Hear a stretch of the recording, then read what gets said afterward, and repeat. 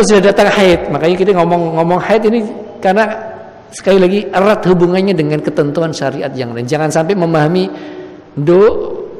ini pakai ya ini kalau manggil anak perempuan gimana? Ya, kamu ini sudah haid. Ya berarti kamu sudah dewasa. Bukan hanya sekedar kata-kata itu tok. Bukan. Ya, harus dibarengi, dilanjutkan. Nak, kamu sudah haid, kamu sudah balik. Maka semua kewajiban syariat itu menjadi tanggung jawab kamu. Tutup auratmu. Selamat datang di channel YouTube Cahaya Muhammadiyah. Bismillahirrahmanirrahim. Assalamualaikum warahmatullahi wabarakatuh. Innal hamdalillah nahmaduhu wa nasta'inuhu wa nastaghfiruh wa natubu ilaihi. Wa na'udzu billahi min syururi anfusina wa min sayyiati a'malina may yahdihillahu fala mudilla lahu wa may yudlil fala hadiya lahu wa asyhadu an la ilaha illallah wahdahu la syarika lahu wa asyhadu anna Muhammadan abduhu wa rasuluhu la nabiyya ba'dah. Allahumma salli wa sallim wa barik ala abdika wa nabiyyika Muhammadin sallallahu alaihi wasallam wa ala alihi wa ashabihi wa man tabi'ahum bi ihsanin ila yaumiddin, amma ba'd. Jamaah sekalian yang dimuliakan Allah Subhanahu wa taala, kita senantiasa bersyukur kehadirat Allah atas segala limpahan nikmat, ya, rahmat, taufik dan hidayahnya kepada kita semua. Dan bentuk syukur kita pada Allah pada pagi hari ini kita diberikan kemudahan, ya, kemauan dan kesempatan juga untuk kita mendalami dan mengkaji bagian dari syariat kita. Dan insyaallah di pagi hari ini kita akan melanjutkan pembahasan fikih, ya. Masih pada fikih thaharah, ya, hubungannya dengan bersuci, dan ini secara khusus berkaitan dengan fikih kewanitaan, ya, berkaitan dengan fikih kewanitaan, kaitannya dengan datang bulan, ya. Karena ini ilmu Bapak Ibu, maka kita sampaikan apa yang menjadi ketentuan dalam syariat agama kita ini. Walaupun ini berkaitan khusus dengan kewanitaan, tetapi ini penting juga untuk semuanya, ya, baik kaum muslimin ataupun muslimah. Berkaitan dengan masa datang bulan, tentu berkaitan dengan fikih kewanitaan ada dua, ada haid dan nifas, ya. Karena ini pembahasan fikih jemaah sekalian, jadi kita bacakan dari kitab fikih ini berkaitan dengan kesepakatan, ya, para ulama erat hubungannya dengan masalah usia, ya. Kapan seorang wanita itu akan datang bulan? Kalau di buku kitab kita ini, di dalam fikih muyassar itu disebutkan la haidha qabla tamami tis'i sinin li'annahu lam yathbut fil wujudi li imra'ati haidhin qabla dhalik. Wa qad ruwiya an Aisyah radhiyallahu anha annaha qalat idza balaghatil jariyatu tis'a sinin fahiya imra'atun. Jadi para ulama fikih kita menyebutkan tidak ada datang bulan, ya, bagi wanita sebelum usia 9 tahun, ya. Ini berdasarkan hadis, ya, Rasulullah Shallallahu Alaihi Wasallam dalam riwayat Tirmidzi, ya. Jadi tidak ada haid sebelum 9 tahun. Jadi kalau 9 tahun itu masa usia paling awal.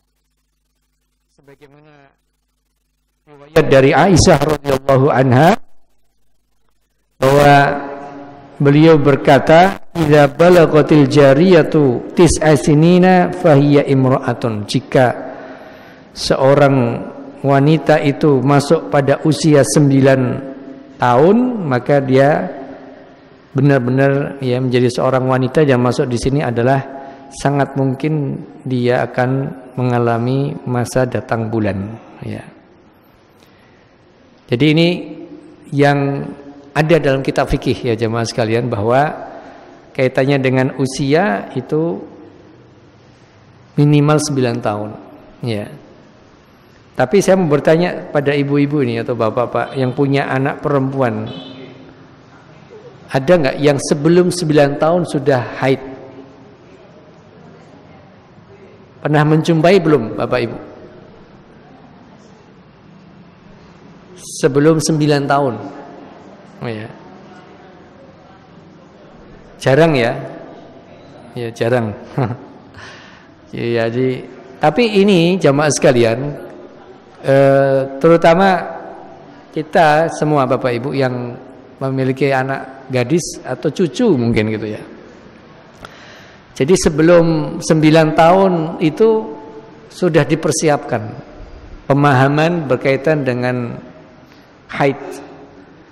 Karena sekali lagi kaitannya dengan haid itu yang bersangkutan sudah masuk balik kan gitu ya. Kalau sudah balik ya berarti semua kewajiban dalam agama Islam ini sudah mukallaf, sudah dibebankan kepada yang bersangkutan. Jadi makanya kalau di sisi psikologi gitu ya, ilmu psikologi itu orang cenderung wanita itu lebih cepat dewasanya, ya, lebih cepat perkembangannya dibanding laki-laki gitu ya dalam kedewasaan. Tetapi nanti pada masanya laki-laki juga akan tumbuh kedewasaannya, ya. Karena hormon itu mempengaruhi, ya, hormon dalam kehidupan pribadi yang telah diciptakan oleh Allah Subhanahu wa taala itu akan mempengaruhi sikap dan perilaku. Jadi kalau tadi kita bacakan ya, yang juga dikatakan oleh Aisyah radhiyallahu taala anha bahwa mulainya seorang wanita sangat mungkin akan haid itu usia 9 tahun, dan kadang usia 9 tahun itu seandainya memang dia cepat dalam masa haidnya itu masih kanak-kanakan kadang-kadang, yang mana belum siap untuk menerima dan mengemban amanah tanggung jawab syariat yang harus dilakukan dan diemban oleh yang bersangkutan, ya. Dan kita sampaikan sebelumnya juga berkaitan dengan ciri-ciri seseorang balik, ya, maksud saya balik ya salah satunya adalah dengan haid itu. Kadang kan begini jamaah sekalian, ada orang tua yang kasihan, mohon maaf ya, kasihan kepada anaknya padahal dia mungkin sudah haid itu ya. Dan itu ciri bahwa dia sudah balik. Ya, kasihan dibiarkan dia tidak berjilbab. Ya, padahal kalau sudah haid maka jilbab itu bagi wanita wajib napa sunnah, Bu? Wajib ya. Saya pikir ono sing ngomong sunnah gitu. Ya. Jadi itu kan sudah mulai menutup aurat, ya. Makanya pentingnya kita belajar, pentingnya kita sebagai orang tua ngaji Bapak Ibu, karena kita harus ngerti juga kewajiban kita kepada Allah dalam kondisi di mana kita menjadi hambanya, ya, termasuk dalam hal kapan seorang wanita itu dipersiapkan untuk menutup auratnya, itu yang paling pertama dalam perilakunya, ya. Tapi kalau kemudian kewajiban yang harus ditunaikan adalah tentang sholat. Maka fikih sekali lagi pernah kita sampaikan, dan ini kita ulang terus jamaah sekalian, karena fikih, ngaji fikih itu tidak bisa dipisahkan berkaitan dengan masalah akidah. Pasti berhubungan dan hubungannya erat banget ya. Artinya ketika seorang wanita sudah mendekati 9 tahun, kita sebagai orang tua itu sudah menyiapkan 9 tahun sebentar lagi, berarti kamu harus ngerti tata cara sholat yang benar. Rukuk, sujud, bacaannya sudah harus ngerti. Sudah harus ngerti tadi batas auratnya. Harus diajarkan Bapak Ibu. Aurat bagi wanita itu sampai di mana? Ya. Jangan sampai ini tidak paham. Kemudian ya sudah mulai didiskusikan beberapa ketentuan syariat yang lain dalam agama kita yang itu menjadi kewajiban. Ya. Begitu nanti sudah 9 tahun dan ternyata benar batas minimal usia wanita datang bulan, benar-benar dia datang bulan haid, dia sudah paham, dia sudah siap ya dengan kewajibannya. Karena kan ketidaktahuan orang tua terhadap ketentuan syariat menyebabkan anaknya juga tidak mengerti. Karena pada umumnya anak itu ngikut orang tuanya. Ya. Kecuali kalau anak itu anak yang lebih soleh daripada orang tuanya, misalnya solehah. Ya, lebih ngerti tentang syariat, orang tuanya malah enggak ya. Sehingga Bapak Ibu yang dirahmati Subhanahu wa taala, ini harus dipahami. Maka tidak ada lagi kemudian dikatakan orang berkerudung itu hanya ketika di rumah. Begitu mau kondangan enggak kudungan pas di rumah, pas kondangan kudungan gitu. Itu sudah enggak ada lagi. Kenapa? Sejak awal sudah paham bahwa berjilbab itu adalah kewajiban. Nanti Bapak Ibu bisa buka di surat An-Nisa, An-Nur maksud saya, tentang siapa saja yang boleh melihat aurat kita. Dan itu ketentuan Al-Quran. Jadi kalau kita sudah bersama menyepakati bahwa Al-Quran itu pedoman hidup kita, ya ayo gitu. Jangan cuma sekedar Al-Quran itu sebagai teori. Ya, mana yang boleh terbuka dari aurat kita, mana yang tidak boleh terbuka, itu sudah ada dalam Al-Quran. Hadis juga menjelaskan. Yang kedua, siapa yang boleh lihat aurat kita? Ya, itu juga sudah ditentukan dalam Al-Quran. Surat An-Nur ayat berapa itu Bapak Ibu? Nanti jangan-jangan bilang surat An-Nur jebule bukan surat An-Nur. Oh ya. Ada yang tahu Bapak Ibu? Surat An-Nur itu surat yang ke-34 ya.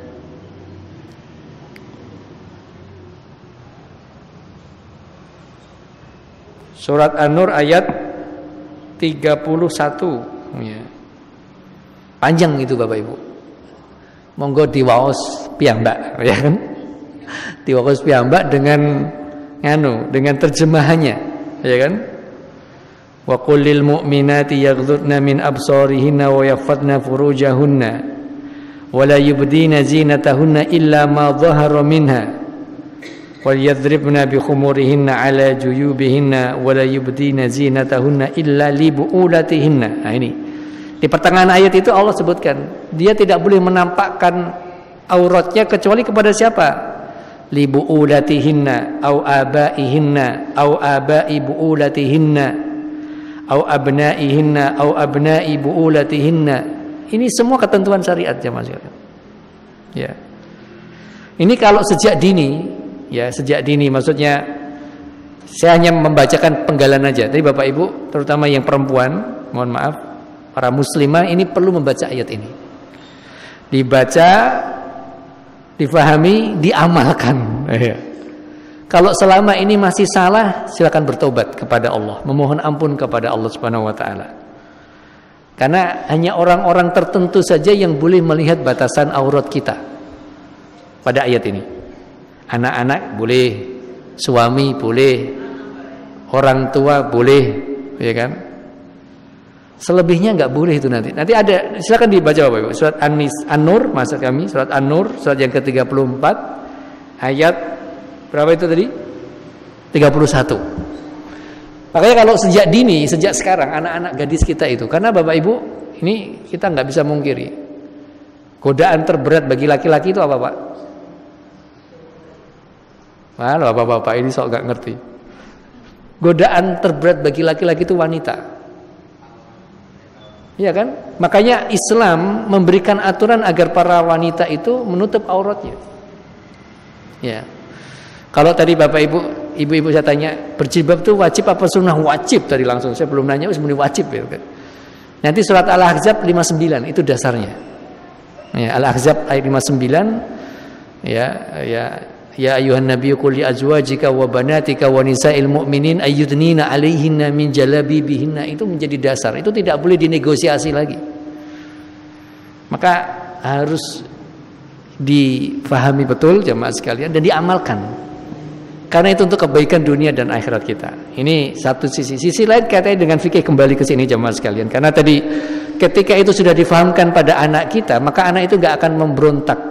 Ya, jadi sudah mulai dari dini diajarkan untuk berjilbab. Di kita itu kan masya Allah ya, saya itu acung jempol itu. Anak-anak itu ikut TPA pakai kerudung. Ya kan Bapak Ibu? Itu usia sampai kelas 6 SD. Nanti begitu SMP,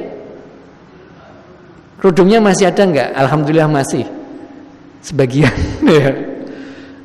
Udah di SD-nya, apalagi yang ada ikut diniyah TPQ gitu kan, dia mesti berangkat pakai kerudung. Enggak mungkin ikut TPQ enggak pakai kerudung. Tapi usia SMP sudah enggak ada TPQ lagi. Udah enggak ada ngaji lagi. Lingkungannya berbeda lagi, apalagi di masa puber. Masa dimana ya dia ingin menunjukkan jati dirinya, maka mulailah dia tahu bersolek, maca, pengesan, gitu kan, pupuran, ya. Kalau kok kudungan kok ketok IP, akhirnya kudungnya kabur.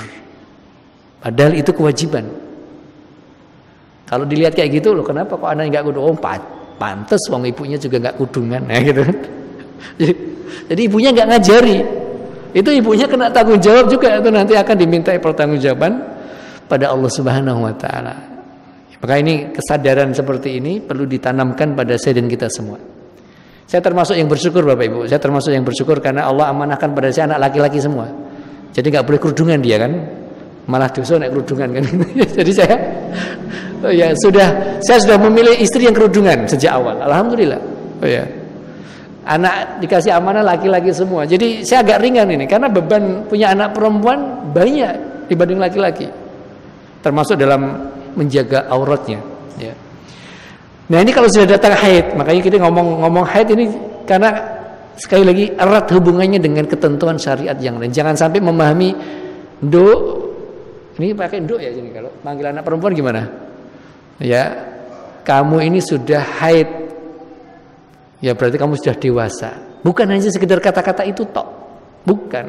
Ya, harus dibarengi, dilanjutkan. Nak, kamu sudah haid, kamu sudah balik, maka semua kewajiban syariat itu menjadi tanggung jawab kamu. Tutup auratmu, jaga sholatmu, jaga puasamu, ya, dan kewajiban yang lain. Ya. Ini jamaah sekalian yang dirahmati Subhanahu wa taala. Ini kalau difahami sejak dini luar biasa. Ya, dunia ini akan luar biasa. Kan Bapak Ibu tahu ya, kehancuran sebuah bangsa itu karena kadang wanitanya yang dijadikan alat untuk menggoda. Ya, ini bukan yang di sini. Yang di sini semua hadir solehah ibu-bu. Ya. Tapi itu hampir kadang-kadang dijadikan sebagai senjata untuk menghancurkan sebuah bangsa. Ya, dengan wanitanya. Karena Islam mengkonsep wanita itu adalah pendidik, ya, madrasatul kubra, pendidik yang terbaik bagi kehidupan manusia adalah pendidikan keluarga, bukan pendidikan sekolah terlebih, tapi keluarga terlebih dahulu. Makanya sampai dikatakan kalau kamu laki-laki, kalau kamu ingin menikah, carilah wanita yang ingin mendidik anakmu nanti. Bukan sekedar engkau jatuh cinta karena cantiknya, karena keturunannya, tapi pikirkan bahwa dia nanti akan menjadi ibu bagi anak-anakmu. Kalau dia nggak ngerti syariat, bagaimana mau didik anaknya? Ya kan gitu, Ibu. Jadi kerudungan hanya sekedar simbol, ini membahayakan. Kerudungan hanya sekedar nggo pantes-pantes, nggo nutupi uban, wah repot meneh. Jadi yang wajib tadi kayak ngatakan wajib lagi. Ini kan membahayakan, ya. Jadi bersyariat, berislam sesuai dengan kemauan sendiri, dan ini sangat tidak pas tentunya jemaah sekalian. Kita itu pokoknya gampang kok, ya. Yang penting tunduk aja kepada ketentuan Allah. Walaupun kadang hawa nafsu itu ya tidak mau melakukan, yakin bahwa semua ketentuan Allah itu ada baiknya bagi kita semua. Ada kebaikan untuk kita, tidak hanya di dunia tapi juga kehidupan akhirat, ya. Nah, ini jamaah sekalian yang dirahmati Subhanahu wa taala. Baik, ini sekedar mengingatkan pada saya dan kita semua, ya, bahwa kaitannya haid ini kaitannya dengan hubungan yang lain. Kemudian di sini disebutkan wala haidha ba'da 50 sanatan fil ghalibi ala sahih. Wa qad ruwiya an Aisyah radhiyallahu anha annaha qalat idza balagatil mar'atu 50 sanatan kharajat min haddil haidhi, ya. Berkaitan tadi batas minimalnya mulai seorang wanita datang bulan itu 9 tahun. Maka dipersiapkan semua yang akan berhubungan dengan kewajiban dia ketika sudah balik. Kalau batas maksimalnya ini pendapat fikih, ya Bapak Ibu. Jadi kita kaji ini kaji fikih. Para ulama fikih kita mengatakan pada umumnya, dan ini pendapat yang sahih, ya, batas maksimal wanita tidak datang bulan atau masuk masa menopause itu adalah usia 50 tahun, ya. Sebagaimana riwayat dari Aisyah radhiyallahu taala anha, bahwasanya beliau berkata idza balagatil mar'atu 50 sanatan, jika seorang wanita itu sampai pada usia 50 tahun, kharajat min haddil haidhi, maka dia akan keluar dari batas, ya, waktu akan datang bulan, ya. Jadi menopause. Walaupun ini al sahih, ya, ini yang kalau dalam bahasa ininya al-ghalib. Al-ghalib itu yang pada umumnya yang sahih. Walaupun masih ada juga yang, tapi itu 1001, ya. 1001 di atas 50 tahun masih subur itu 1001, ya. Dan ini juga mengingatkan pada saya dan kita semua Bapak Ibu yang dirahmati Allah Subhanahu wa taala, termasuk secara khusus dalam fikih kewanitaan ini, bahwa menunjukkan batas usia manusia itu, ya, ada batasannya, ya. Batas kesuburan rahim itu juga ada batasannya.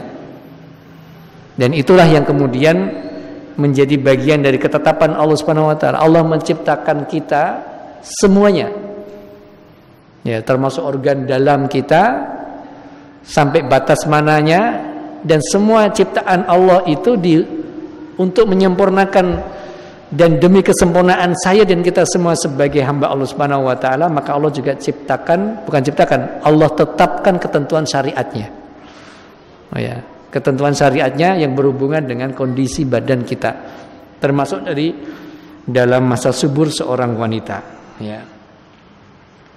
Ini kaitannya dengan usia jamaah sekalian yang dirahmati Allah Subhanahu wa taala.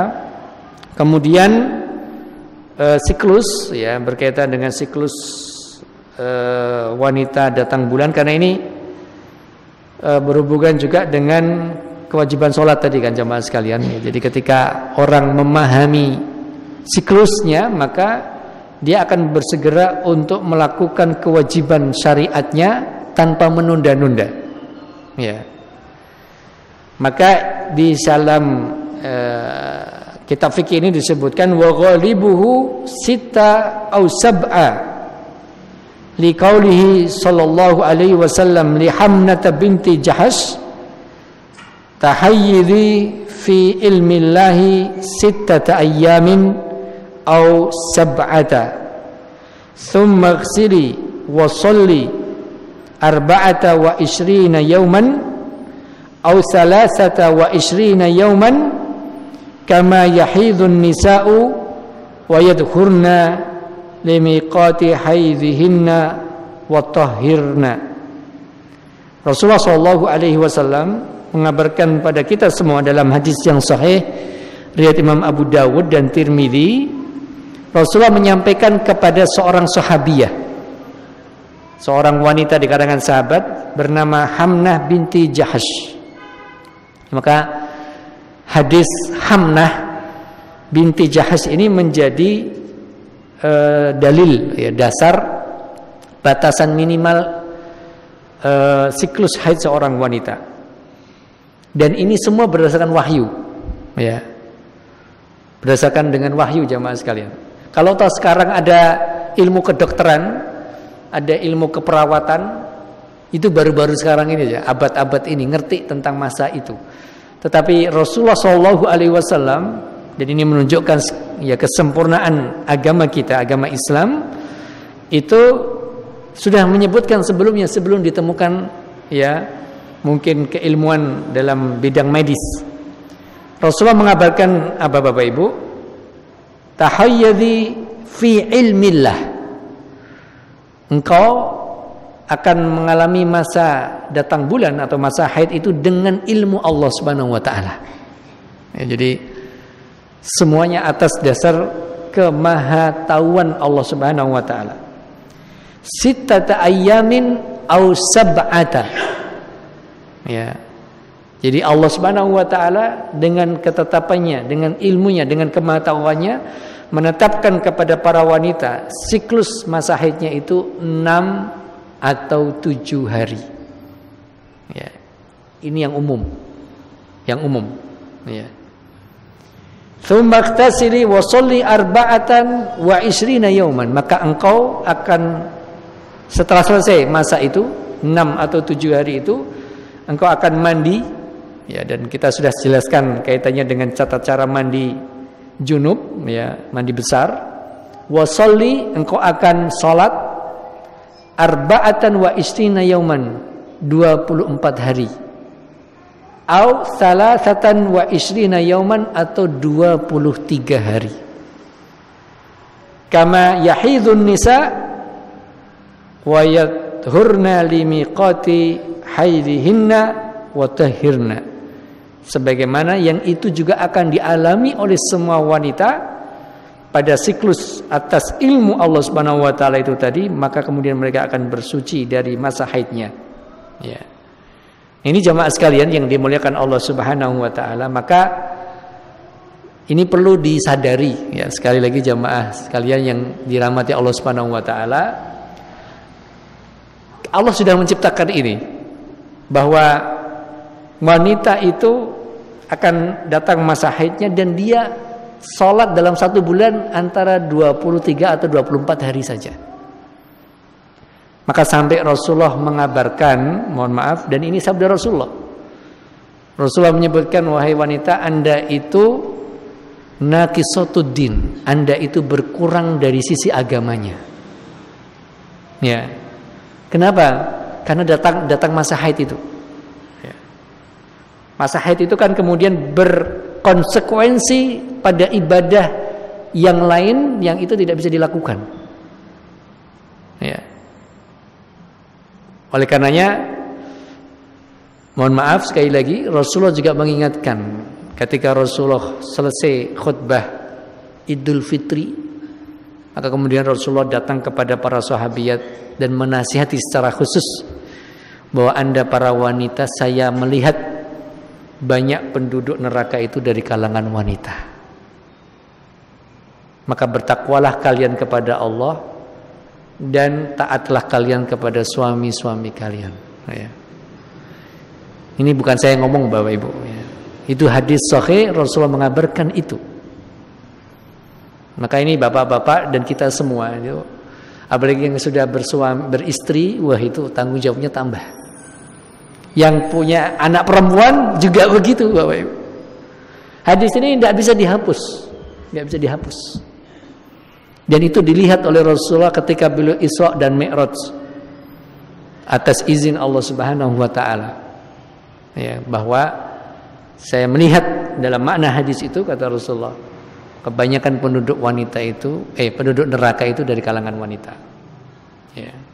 Karena tadi meremehkan kewajiban. Jadi nggak paham sejak awal itu apa kewajibannya. Anda datang bulan, Anda haid itu sudah wajib semua itu. Masih aja yang nggak pakai kerudung, masih ada yang kebuka auratnya, gimana kan?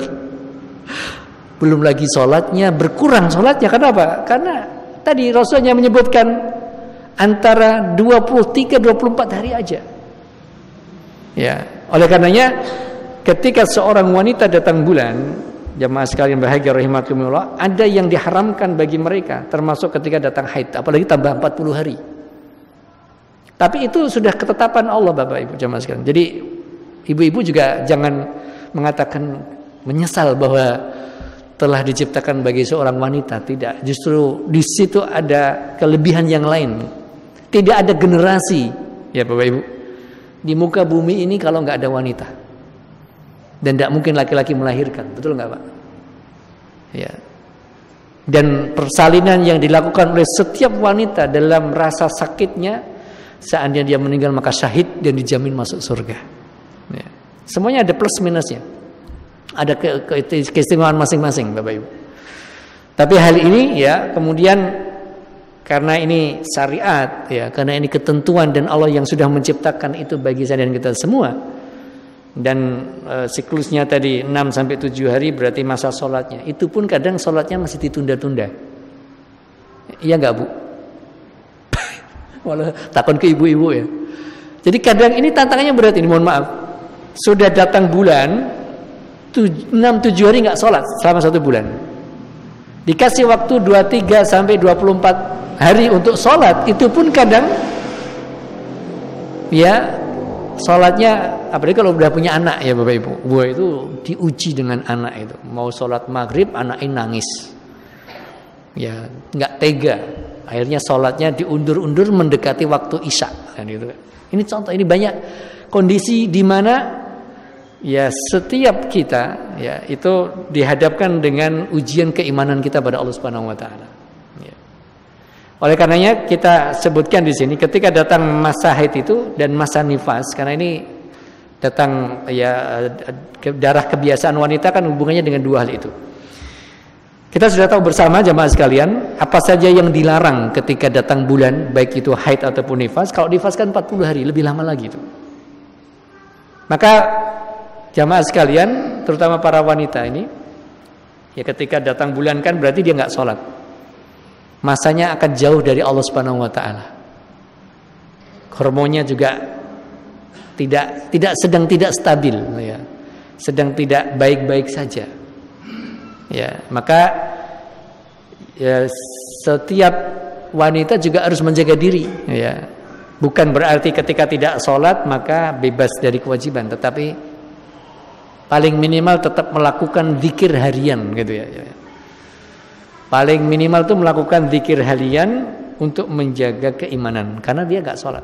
Ya. Larangannya apa jamaah sekalian? Kita semua sudah tahu. Sekedar mengingatkan kembali. Ketika datang bulan baik haid dan nifas tidak boleh dan haram hukumnya melakukan hubungan suami istri. Ya. Hubungan suami istri dengan, mohon maaf, berjima. Kalau bercumbu saja, saling mencium, mohon maaf, ini bukan vulgar ya, tapi ini ilmu, itu tidak mengapa. Tetapi mohon maaf, sampai bertemunya dua alat kelamin, itu hukumnya haram dan dosa besar. Ya. Rasulullah SAW melarang itu, bahkan tidak hanya Rasulullah, Allah Subhanahu wa Ta'ala sudah melarang ya dalam Al-Quran di surat Al-Baqarah ayat 222, fa'tazilun nisa'a fil mahidhi wala taqrabuhunna hatta yadhurna, dan jauhilah para wanita ketika datang masa haidnya termasuk nifas, dan jangan ya, dan ketika wala taqrabuhunna ya, dan jangan mendekati mereka hatta yadhurna, sampai betul-betul sudah suci. Faqala Nabi sallallahu alaihi wasallam hina nazalat isna'u kulla syai'in illa nikah. Ya, ketika turun ayat ini surat Al-Baqarah ayat 222, lalu kemudian Rasulullah sallallahu alaihi wasallam bersabda dalam Sahih Muslim, silakan lakukan apa saja ketika datang bulan dari istri-istri kalian kecuali satu, yaitu melakukan jima, ya. Dan ini efeknya juga banyak, ya. Saya kira Bapak Ibu bisa lihat searching Google bahaya berhubungan suami istri dikala datang bulan, ya. Bisa terjadi kanker rahim, bisa jadi penyakit kulit, dua-duanya, ya. Karena itu darah kotor, dan Allah menciptakan itu dan Allah memberikan aturannya, ya. Dan itu dosanya besar, ya. Jadi kalau ada yang sampai melakukan, maka dia telah melakukan dosa yang sangat besar dan harus bertobat kepada Allah Subhanahu wa taala. Ya. Kemudian yang kedua, ketika datang bulan haid ataupun nifas, jemaah sekalian, tidak boleh terjadi perceraian, ya. Fatallikuhunna liiddatihinna. Maksudnya adalah ketika wanita dalam kondisi haid ataupun nifas, karena kondisinya enggak stabil, mudah marah. Betul enggak ibu-ibu? Mau ditakoni? Karena enggak sholat satu, ya, enggak sholat. Kalau puasa Ramadan enggak puasa, enggak sholat, enggak puasa, gitu kan? Kalau enggak dibarengi dengan zikir, wah itu lebih bahaya lagi. Udah gitu hormonnya membuat dia tidak stabil, gampang marah, gampang tersinggung, gampang baperan. Ya, kalau marah bisa tidak tertahankan, gitu ya. Maka para bapak-bapak, para suami itu harus paham kondisi seperti itu. Dan sangat mungkin terjadi di mana peristiwa dikala seorang wanita itu datang bulan haid ataupun nifas, ya, kemudian hormonnya tidak stabil, mengarah kepada kemarahan, suaminya kan bisa jadi nggak tahan. Mungkin dengan kata-kata istrinya membuat suaminya juga emosi, kemudian suaminya ikut marah. Misal ini contoh, ya, ada si A, ya, kemudian sampai si A ini memarahi istrinya si B, sampai si A itu mengatakan kata-kata cerai. Ya, maka apa jemaah sekalian, ketentuan syariat dalam agama kita, cerai itu tidak jatuh, ya. Talak itu tidak berlaku, ya. Jadi talak yang dilakukan oleh suami dalam kondisi istri haid ataupun nifas, maka talak atau cerai itu gugur dengan sendirinya. Ada alasannya apa Bapak Ibu? Alasannya firman Allah Subhanahu wa taala di surat At-Tolak ayat yang pertama itu, fatallikuhunna liiddatihinna. Di dalam ketentuan syariat, dan ini Masya Allah Islam itu mengatur semuanya Bapak Ibu dalam kehidupan rumah tangga. Jadi orang kalau mau nikah itu nggak juga modal cinta doang, perlu ngerti hukum fikihnya. Oh iya. Jangan sampai mau dikit-dikit cerai, dikit-dikit kata cerai, marah dikit. Nah, ini naudzubillah min dzalik. Ya. Maka jemaah sekalian yang dirahmati Allah Subhanahu wa taala, ayat tadi di surat At-Tolak ayat yang pertama, ya ayuhan nabiyyu idza talaqtumun nisaa fatallikuhunna liiddatihinna. Ya. Ayat itu Allah Subhanahu wa taala menyampaikan kepada Nabi kita Muhammad SAW, dan kita sudah paham betul bahwa itu berlaku untuk kita sebagai umatnya. Ya. Jangan, dan seandainya terjadi, dan semoga tidak terjadi, ya. Dan ini hukum dalam masalah perceraian, kalau mau melakukan perceraian maka di masa iddahnya, bukan di masa ketika dia masih masa haid, ya, atau masih dalam kondisi nifas. Wa qauluhu sallallahu alaihi wasallam, kita tidak akan mendalam tentang masa iddah ini, nanti insyaallah kita akan pada waktunya kita akan sampai di situ. Karena itu kaitannya dengan masalah nikah, pembahasan nikah, habis nikah nanti mesti pembahasan cerai. Habis cerai mesti pembahasan warisan itu nanti, ya. Jadi ini masih panjang Bapak Ibu. Jadi kaji fikih kita ini masih panjang, ya. Rasulullah SAW bersabda kepada Umar, lima talaqa ibnahu Abdullah imra'atahu fil haidhi murhu falyuraji'ha. Jadi pernah suatu ketika, ya, ini juga para sahabat juga manusia, dan apa yang dilakukan oleh mereka akhirnya peristiwa-peristiwa itu menjadi bagian dari syariat agama kita. Jadi suatu ketika pernah Abdullah bin Umar radhiyallahu taala anhuma, putra dari Umar bin Khattab. Ya, jadi Abdullah bin Umar bin Khattab, ya. Abdullah bin Umar tuh sempat pernah menceraikan istrinya dalam kondisi istrinya haid atau nifas. Tapi dalam ini kondisinya haid. Maka kemudian kemudian Rasulullah Shallallahu Alaihi Wasallam menyuruh Umar bin Khattab sebagai bapaknya Abdullah, ya, untuk menyuruh kembali bahwa cerai yang engkau lakukan kepada istrimu dalam kondisi haid itu tidak sah, dia harus rujuk kembali, ya, harus rujuk kembali, dan itu hadis sahih dalam riwayat Imam Bukhari. Yang ketiga tentu tidak boleh sholat, ya, kita sudah sebutkan dan kita semua tahu.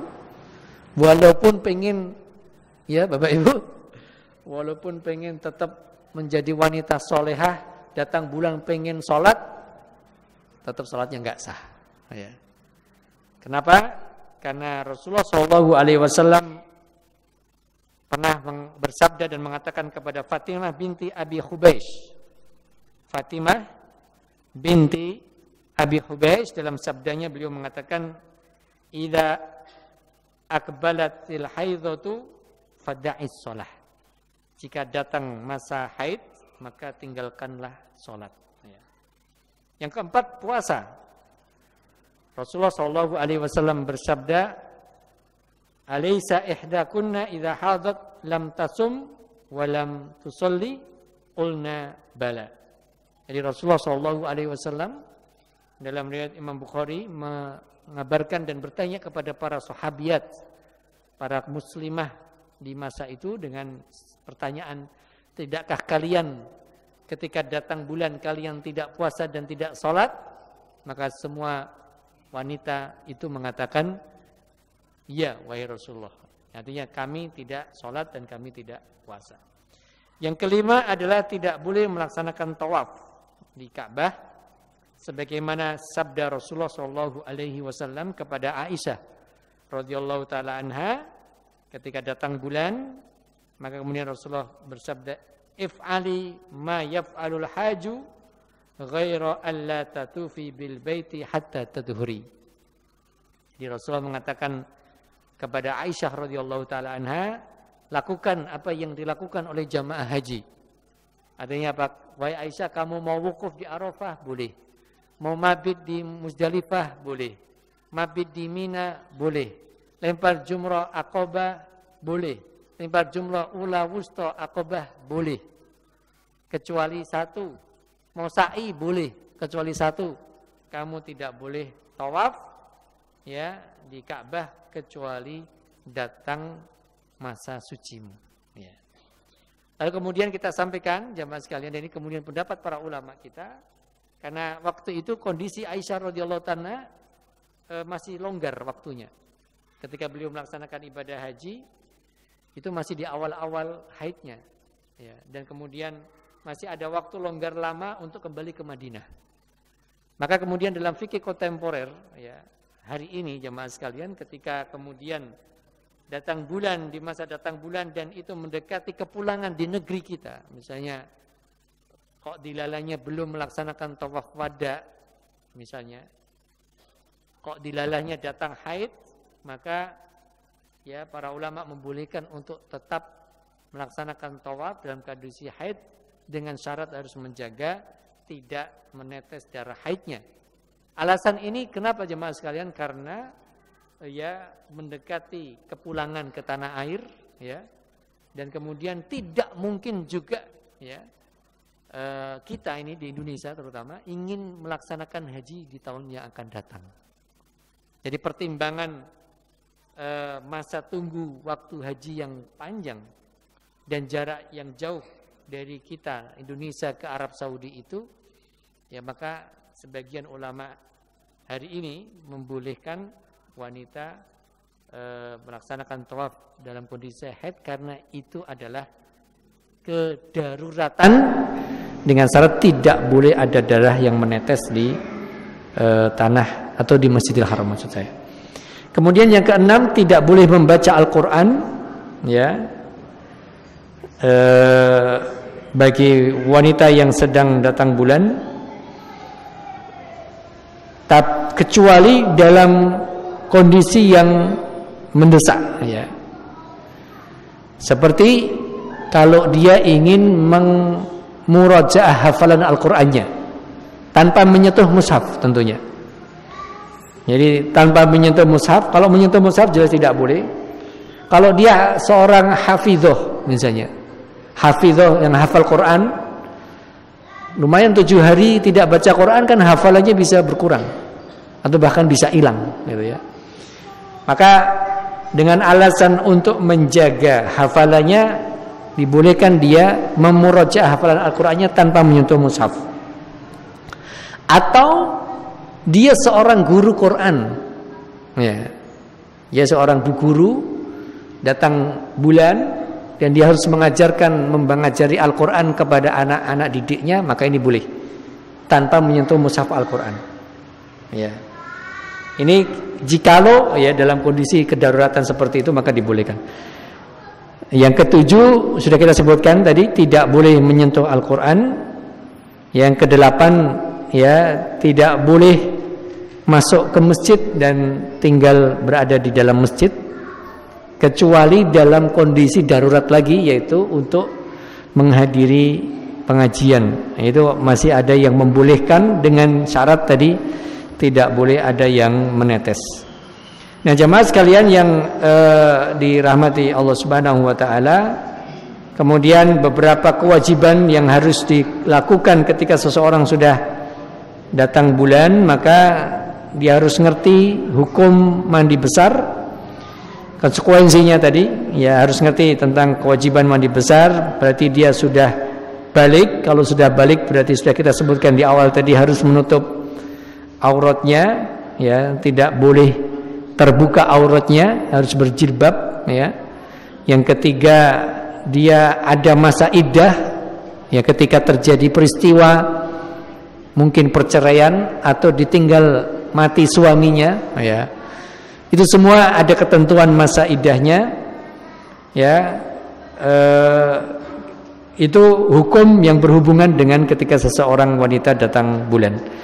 Jamaah sekalian yang dirahmati Subhanahu wa taala, lalu kemudian kaitannya dengan nifas, batas maksimal, ya, seorang wanita nifas itu adalah 40 hari. Ya. Tidak ada batas minimalnya berapa hari, ya. Seandainya kurang dari 1 hari 1 malam maka itu tidak mengapa, berarti dia sudah suci. Tapi batas maksimalnya 40 hari. Jadi kalau sudah 40 hari maka dia wajib untuk mandi besar walaupun seandainya masih keluar darah nifasnya. Ini pendapat jumhur para ulama. Sebagai penutup kaitannya dengan haid dan istihadhah, ya, ini ilmu bagi saya dan kita semua.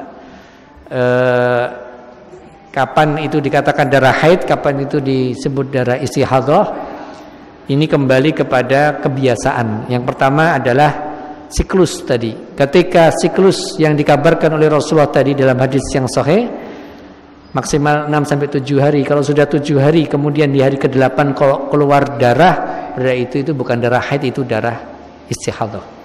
Yang kedua, memahami tentang ciri dari darah yang keluar itu sendiri. Kalau darah haid itu hitam, pekat dan bau, kalau darah istihadhah itu merah dan segar. Ya, maka kalau sudah tahu cirinya berarti yang keluar itu berarti bukan darah haid tapi darah istihadhah. Nah, jemaah sekalian yang dirahmati Allah Subhanahu wa taala, karena apa? Kalau darah haid itu mengharamkan beberapa yang kita sebutkan tadi, ada 7, ada 8 tadi. Tapi kalau darah istihadhah mewajibkan yang semuanya, membolehkan yang semuanya. Ya, kalau orang datang darahnya keluar darah istihadhah, maka dia tetap sholat, dia tetap puasa, dia tetap tawaf, dia boleh berhubungan suami istri, dia boleh membaca Al-Quran, menyentuh mushaf, ya, dia boleh ke masjid, itu. Ya, untuk kemudian membedakan darah yang keluar dari kebiasaan wanita. Ini ilmu tentu jamaah sekalian dan semua berdasarkan dalam ketetapan dan ketentuan Allah Subhanahu wa taala, ya. Dan ini juga untuk menyempurnakan, ya, tentunya dalam kehidupan rumah tangga dalam keluarga muslim.